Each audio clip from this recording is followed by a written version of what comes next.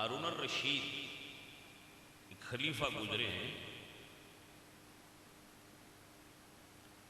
بنو عباس میں سے. انہوں نے اپنے ایک سپاہی کو بھیجا کہ جاؤ بہلول کو بلا کر لگاؤ مجھے نصیحت کرے. لوگ بزرگان دین کے پاس جایا کرتے ہیں نا کہ ہمیں نصیحت فرمائیں. جاؤ ان کو کہو مجھے نصیحت کریں. جناب بہلول کے پاس جب سپاہی گئے تو آپ سو رہے تھے. سپاہی نے ان کو جگایا. بابا جی بادشاہ آپ کو بلاتے ہیں. بابا جی اٹھے اور چلے گئے. ہاں بادشاہ کیوں بلایا؟ تو ہارون الرشید نے کہا کہ مجھے وصیت کریں نصیحت کریں کچھ. وہ آپ فرمانے لگے یار میں تو سو رہا تھا اب یہ وصیت ہے نصیحت ہے.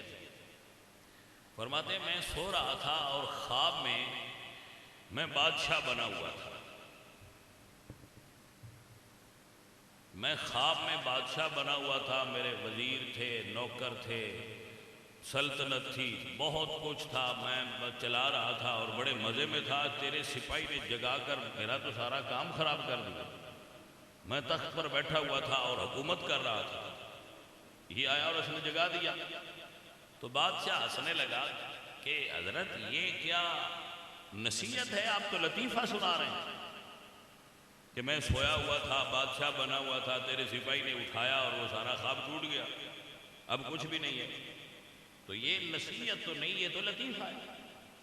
تو آپ نے فرمایا بادشاہ یہ لطیفہ نہیں ہے نصیحت ہے.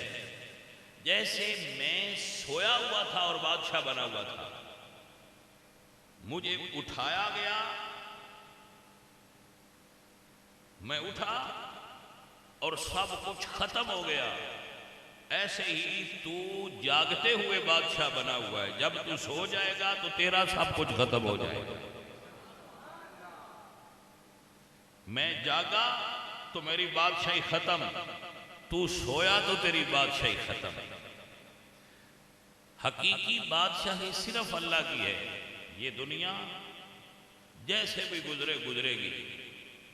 اچھی گزرے سکھ سے گزرے دکھ سے گزرے گی.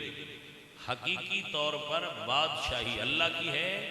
یہ اس وبا نے ثابت کر دیا ہے کہ بادشاہی اللہ کی ہے. ہم اس کے عاجز بندے ہیں.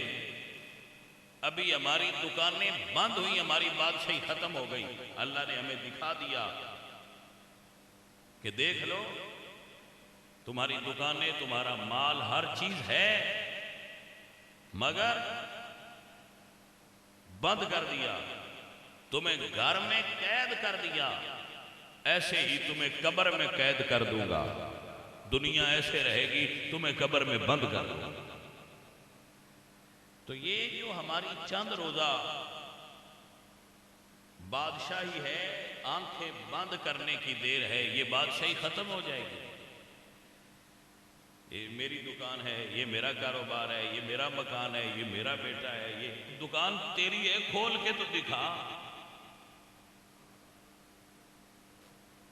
میری دکان ہے کاروبار میرا ہے. بھئی ہے تیرا کھول کے دکھا. کہا نہیں کھول سکتا. گھر میرا ہے شہر میرا ہے بازار میرا ہے. بھئی تیرا ہے تو باہر آ کے دکھا. کہا نہیں آ سکتا. میں نے کہا بس یہی سوچ لے یہی نصیحت ہے کہ ایک دن جب فرشتہ ہمیں لے جائے گا تو ہم اندر ہو جائیں گے. یہ ساری دنیا پھر ویسی چلتی رہے گی. تو بھائی اپنے آپ کو اپنے رب کے حضور پیش کرنے کے لیے تیاری کر.